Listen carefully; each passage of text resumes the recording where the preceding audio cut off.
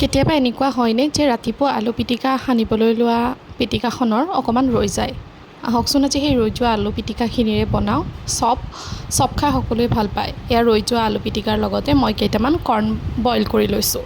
তাৰপিছতে তেলত দিছোঁ কেইটামান জিৰা আৰু লগতে এনেদৰে এইখিনি ধুনীয়াকৈ ভাজি লৈছোঁ।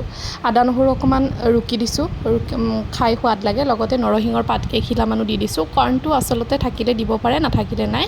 এতিয়া আমি বেটাৰটো ৰেডি কৰিম। বেটাৰটোৰ বাবে বেচন নাছিল বাবে মই লৈছোঁ, এয়া হৈছে চাউলৰ গুড়ি মানে পিঠাগুড়ি।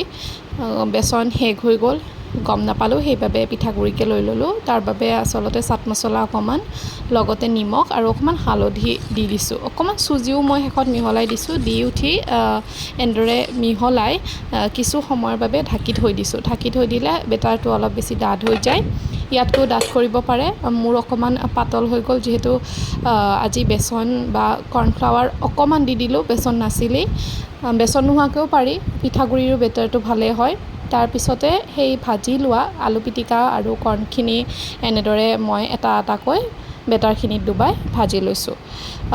গোটেইখিনি হৈয়ে গ'ল, কিন্তু শেষত ৰৈ গ'ল প্লেটিং কৰিব। শেষৰখিনি দেখুৱাবলৈ একদমেই পাহৰিলোঁ। আজিলৈ ইমানেই।